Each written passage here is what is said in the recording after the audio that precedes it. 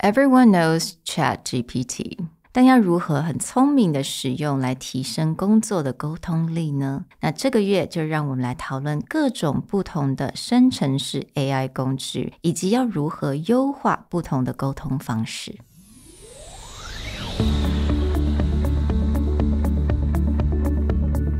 Hello， 欢迎来到 Executive Plus 主管与沟通力的 Podcast。I'm Sherry, an educator, certified coach, and style enthusiast. 我相信专业有效的沟通是语言跟逻辑的完美结合。And I'm Nick, a startup consultant, corporate trainer, and late-night gaming junkie. I believe great communication requires the right mindset and solid frameworks. 我们希望带给大家职场英语的技能、跨文化沟通技巧与其他能帮助您成为出色领导者的工具。Join us each week as we share our experience, research, and methodologies to take your communication and language skills from good to great.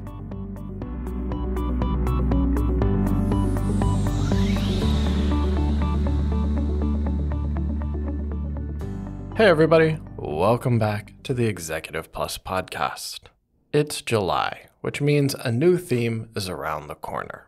And this month, we wanted to make it about something that has been hot for most of the year, but it's becoming more and more refined. That is generative AI.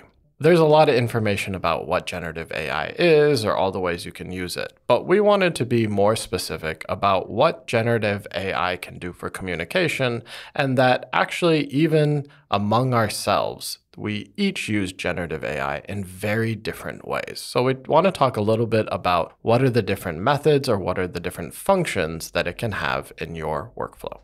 在开始之前，我看可不可以分享一个最近发生的事情，就是我在帮忙一个公司，他要做他里面的一个人在做国际的 BD 嘛，因为我帮他连一些国际的潜在的客户或者是合作伙伴，然后我就看他回复，他用 email 回复，而且这个人是国外留学的哦，他写的 email 从文法上还可以，但是语气啊什么的都不太 OK。我那时候就意识到一件事情。以前或甚至现在这可能还 OK， 因为对方知道哦，你英文可能不是你的母语，没有关系，但是这个 excuse 没办法维持太久了，因为这些生成式 AI 的工具出来，第一个应用就是这些文字。现在其实任何人都可以用生成式的 AI 让自己写出来生产出来的东西看起来像母语 native English 等级的，所以这个人现在可能还有 excuse not for much longer. Yeah. Actually, we don't really have an excuse as a second language learner to produce something that it's just not okay. 因为我们现在其实工具真的很好用，而且非常的多。但我觉得比较好玩的是，讲到 generative AI， 我跟 Andrew 跟 Nick 的用法非常的不一样。We're completely different when it comes to using this tool. So back to what Andrew was saying, in a communication context, there are many, many different ways that people want to use generative AI. Because when it comes to your email, when it comes to presentation, when it comes to marketing material, there's really nothing stopping you from having not only a native level written content, but also there's nothing stopping you from asking the AI to give you a lot of different methods of saying it. Right? If you went to go ask a teacher or you took a class, they may give you like a specific formula or a specific tone of voice. But now with AI, especially, this will relate back to how I use it, is if I want a different tone of voice, if I want different types of words, if I want to completely change the logic around, I can just do that with an AI. And actually now you literally do not need any of those templates anymore. You know, back in the days when I was teaching email, right? There's so many different templates, like one for apology, one for congratulation, one for inquiry. 基本上现在这些完全就没有用了。Now, that's not to say that people should just write whatever they want and then AI will fix it. There are still some specific guidelines, right? The templates may go out the door, but the guidelines of, what you should achieve, what the thought process behind there is still there. And what generative AI really helps you do is refine to those guidelines, but using your voice or the type of voice, tone of voice that you would want to portray to the other end of your communication. So let's actually talk about how each of us use this. Yeah, it's a good overview, right? Because this will tie into, for those of you who have joined the EP Insights paid podcast, these are the topics that we're going to dive really heavily into, but it's going to vary from how each of us handle it. So Sherry, I think you're the person who probably used the most generative part of generative AI. Could you talk a little bit about what you do? I think I'm the majority, right? You guys are very different. What I do, okay, so 因为我是 I have to create a lot of content. I do need to constantly think about what type of content, what type of outline. 还有的时候就像写，甚至连写 email 的时候，有的时候就是 I don't have any idea, like I'm just so tired and I've been writing all the time. 我到底要有什么样子的一些新的想法？这个时候我就会来使用 ChatGPT or maybe Bard from Google. 其实我觉得这两个工具真的是，我现在基本上已经不太去 Google 了。I don't really use Google anymore. 所以有的时候，比如说我真的很想要想一个 topic， 但是我不知道该怎么开始。I'll use ChatGPT, that for sure. 有的时候，比如说写一个 email， 我自己觉得it looks terrible, it looks really boring. I need to make it a little bit more interesting. And then 我就会使用 ChatGPT 来帮助我去至少给我一个方向。So for me, I am the other end of the spectrum, meaning I will almost never ask ChatGPT or Bard to give me ideas on a topic. Usually when I enter those as like, okay, I've been doing some copywriting or I've been building out a company description, and I will write down what I think it should be. Like here are either A, all the key points that I want to hit, or B, I will write the paragraph. Now, before generative AI, I would usually just sit there and be like, oh, I don't really like that word, or I don't really like that sentence, or I like that sentence and I'll pull it apart and then I'll create like a second version of it. Now, as soon as I create that version, I'll put it into ChatGPT and I'll actually ask it, be like, okay, make this more succinct. Right? Like one of my biggest issues is my first drafts are always super long because I'm just brain dumping all the ideas or the general outline of what I want, but I need it to tighten it up. Before, that's what I used to use Andrew for because Andrew was always very good at like shortening sentences and making it clear. Now I just go to ChatGPT and be like, shorten this, or I'll either give it a word count or I'd ask it to be more succinct or summarize. You give it a word count? Yeah, because a lot of times, for example, a LinkedIn profile, I had to update my LinkedIn profile recently. There are word counts. And so I used to find that if I say make it more succinct, sometimes it doesn't make it any shorter. Like it may make it more clear, but it doesn't make it any shorter than what I wrote. So then I'll just be like, I need it within this many words. And I usually find that that works pretty nicely for cutting it down. And then actually, I'll never take exactly what it writes. Most of the time, I like a few like lines of what ChatGPT or Bard will make. So I'll just steal that. I'll be like, okay, I like this line, and then I'll move it into my own paragraph. Once I have a version that I'm pretty happy with, I'll put it back in ChatGPT and then ask it, what is the tone of this? How would you make it sound more professional? How would you make it sound more scientific? How would you make it sound more energetic? And then I'll just do this over and over again until I get all the phrases and words that I like. But this is like basically, I'm starting from first draft of my own product, and then I'm using it as a refinement tool. 这还蛮有趣的，因为你看 Sherry 用的是完全就 from scratch， 然后 Nick 是自己已经生出一个版本，然后 ChatGPT 基本上就是变成一个很好用、动作又非常快的 writing assistant， 甚至可以跟他讲说写几个，就把这个弄成140这个 character。这种通常你如果有一个 assistant 的话，他会拿回去，然后可能2个小时以后再拿回来，然后给你再 review 一下。对，但是现在它是1秒、2秒就回来了，对不对？我的用法跟你们在你们两个的中间，我的用法是什么？因为我要做的其中一个事情就是我们只有Instagram 嘛，我们 Instagram 要有一些 content， 对不对？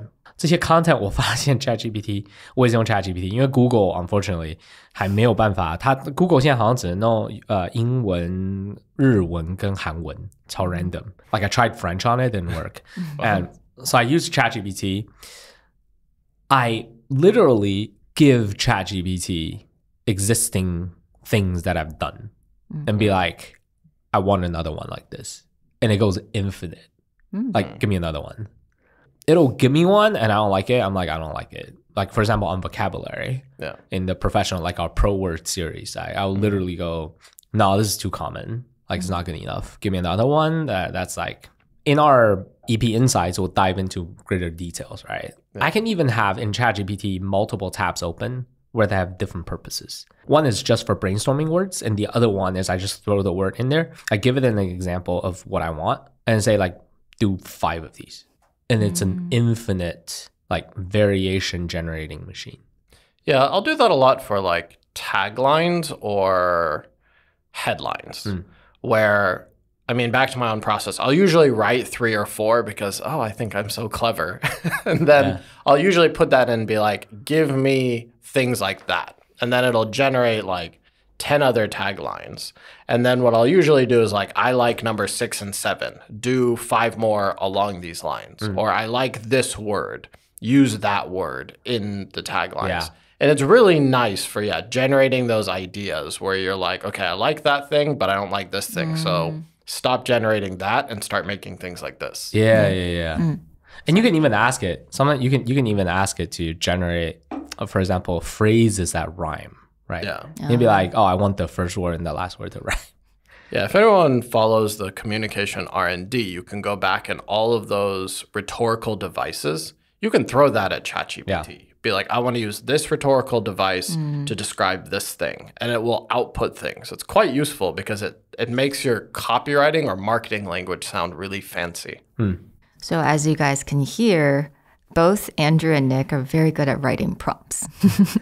I think that's the biggest difference. 我觉得有的时候当我已经请他 generate 之后呢 and I'll take it and then I will like, I'll think about how that would work and things like that. 但是我觉得我本身来讲，我不是那么特别喜欢一直跟 ChatGPT 有一个 conversation. Like I don't ask questions enough.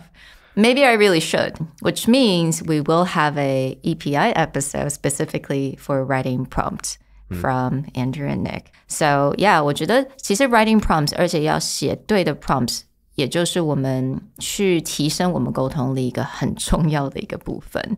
Yeah, because I think a lot of times when I ask ChatGPT to generate ideas, 我觉得有个很危险的地方就是我可能就不想去想了。I may just take that idea and then run with it, but it's not very authentic and it may not be creative as well.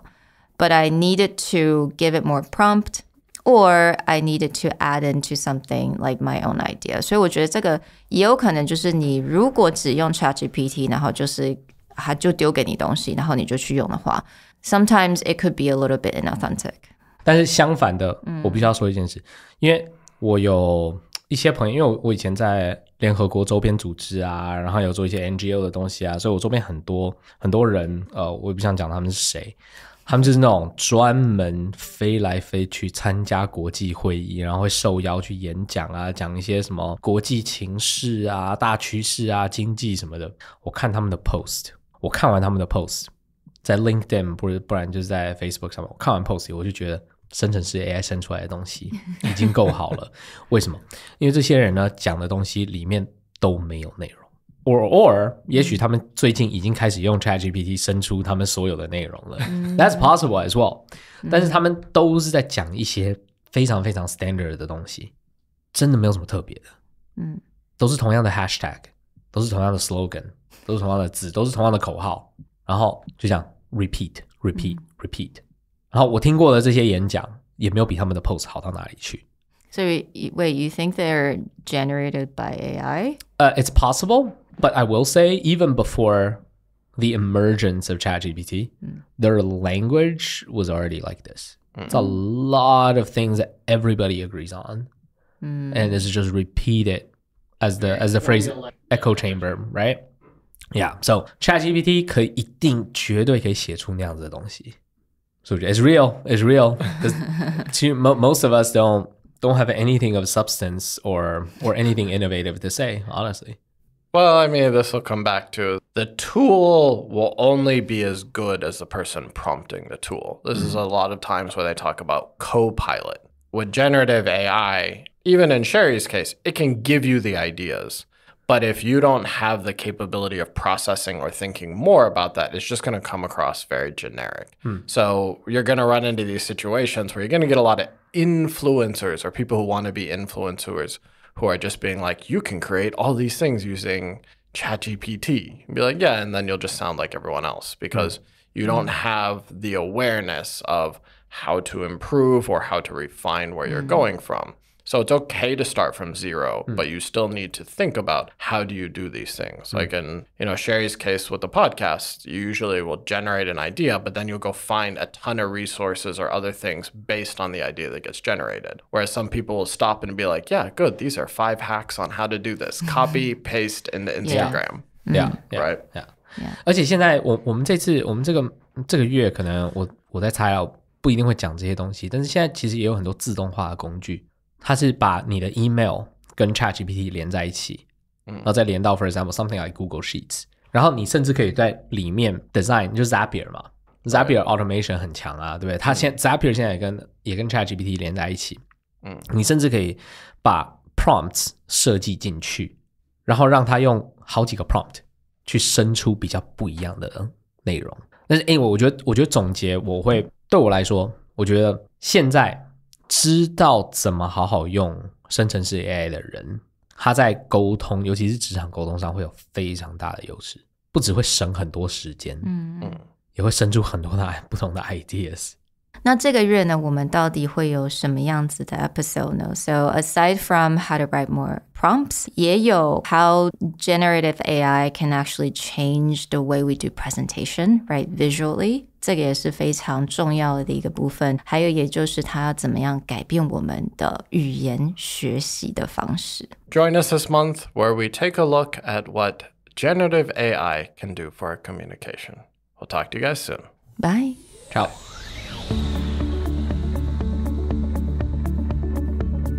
The Executive Plus podcast is a Presentality Group production, produced and hosted by Sherry Fang and Nick Howard.